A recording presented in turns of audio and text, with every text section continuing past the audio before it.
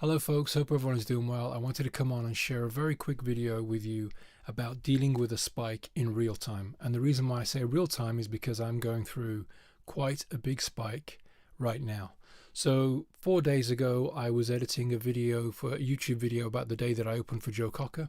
And all it was me talking into a camera like I'm doing right now. When I went to edit it, I edited it on my iPad. And I listened to it at reasonable volumes, normal volumes really, like I would edit any video. But I listened to it for a very long period of time. It must have been about 5 or 6 hours. And this is why I always say to people to be careful of volume, but also volume over time, because it's also the amount of time that you listen to something that affects your ears. This has sort of snuck up on me. I didn't expect it because I edit videos all the time. So I'm a little bit surprised that it's happened. It took me by surprise, but it's happened. And 3 days ago I woke up and it's a pretty bad spike. Now I'm used to spikes because I'm a musician. I deal with music every day. So I've just finished mixing my new EP. And as I was mixing the EP over a number of weeks, I was going through several spikes. But compared to this spike, those spikes were smaller. This one is a pretty big spike, and it's enough for me to have to really think about what I'm doing, how I'm going to sort of move forward in the next few days. So that's why I thought I'd make a quick video to sort of let you know what I'm actually going to do and what I have been doing these last few days. So I share this with you, so if you're going through a spike right now, it might be of interest to you. So the number one thing that I tell myself is that I'm going to be okay. It's important for several reasons. The most important thing to tell myself I'm going to be okay is because it gets my mind out of a negative cycle and it reduces the stress that I can build up in my body. If I focus on the tinnitus, if I focus on the spike, if I get sort of into a negative thought process, it's not going to help me in any way. I've got to get myself out of that. So I tell myself I've been here before, I was okay then, and I'm going to be okay now, because it is the truth. I will get through this, no problem, even though it's a big spike. But it starts with convincing myself that I'm going to be okay, because it's important. That helps reduce stress, helps reduce negative thoughts. The second thing I do is I get on with my life. It's important to not let tinnitus spikes become a roadblock and sort of stop us from doing the things we love. So the day after I got the spike, I started singing. I didn't play an instrument, but I'm a musician, so I was going around the house singing songs, melodies in my mind, because it makes me feel good. I like writing songs, so I was sort of going around very softly just singing ideas in my mind. The day after, I actually made a video. I made a very quiet sort of a video of me singing and performing. And the same thing yesterday. It's important to not let tinnitus spikes put a roadblock in our lives, because this is our lives. This is, it's our lives in real time. We've got to get on with it. We've got to enjoy our lives and not let a tinnitus spike sort of take over. And again, it goes back to point one. If a tinnitus spike does take over, we attach negative thoughts to it. We can get down, we can get stressed, we can focus too much on the tinnitus, and that's not a good pattern to get into. So I just get on with it, but I do it carefully. And this is number 3. I don't put too much workload on my ears. So even though I've been sort of recording, making a quiet video of me singing, I've not been doing any intensive mixing, or I've not been using my headphones to mix or to record. I've been giving my ears a little bit of a rest, even though I'm carrying on with my life. I've been playing guitar unplugged. That's another tip for any musicians out there. If you play guitar, try playing electric guitar unplugged. But anyway, that's just for musicians as a bonus tip. So I've been playing my guitar, but I've not been putting too much workload on my ears. That's important. You can't keep throwing yourself against the wall and expecting to get back up. You've got to give yourself a little bit of maneuver, a little bit of a rest on your ears. But I've been listening to music this morning. I listened to a couple of songs. I checked out a couple of artists on Instagram.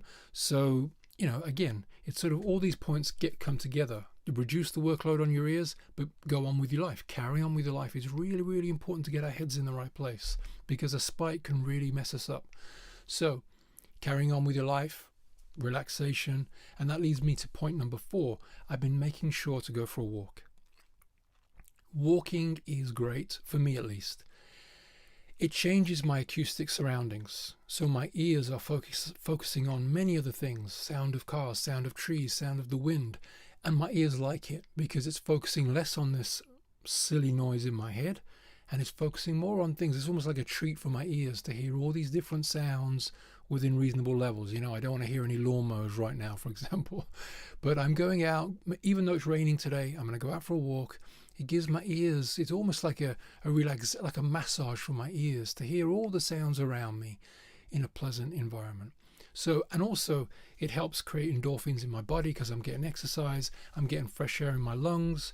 That's good for your endorphins. It's all really, really good stuff. And 2 final points before I go. So this will be point number 5 or 6. I can't remember now. I've lost track. Is I rely on comfort tools, which is comfort TV. Be careful of comfort food because that can also become a trap. Like if you start relying on comfort food too much, that cannot be too good. But comfort TV is not a bad thing. In my case, if you've seen any of my other videos, you'll know that my comfort TV is Frasier. I've watched it so many times, I think I can quote it verbatim nowadays. But it helps me relax. It's a happy, feel-good program that puts my mind in the right place before I go to bed. So that's another point. Before you go to bed, I make sure that I have a quiet, relaxing environment. I reduce all the stress. I turn my phone notifications off because I need to relax my mind before I go to sleep so that I can get a good night's sleep. So I rely on comfort tools, which is for me Frasier TV. And the last point is I try and eat healthy. You know, you don't have to go overboard, but I try and make sure that I'm taking omega-3, which sort of generally feels like it's doing good stuff for me. I've started taking that.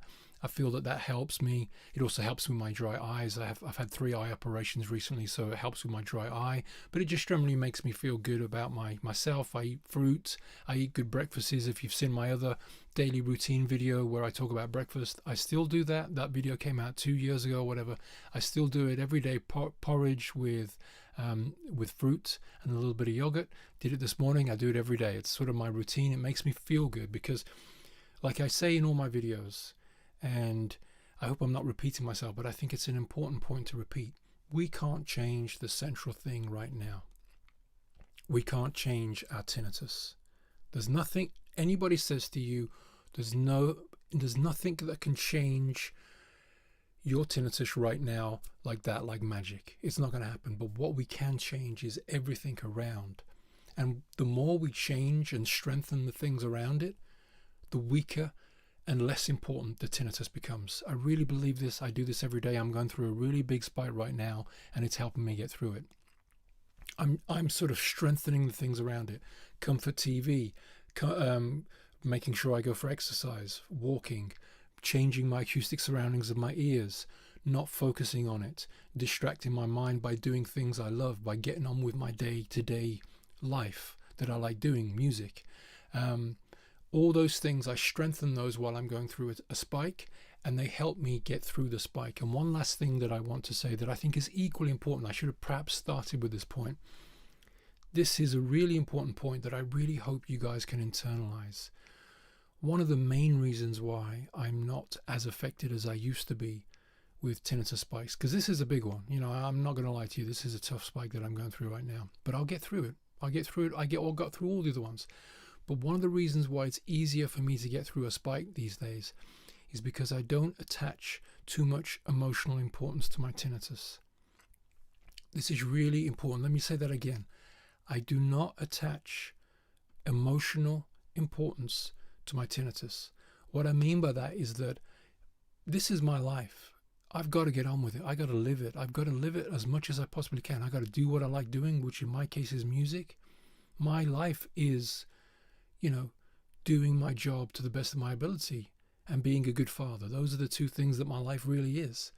And I got to do that, and I got to not let tinnitus stop it because it's real. This is my life.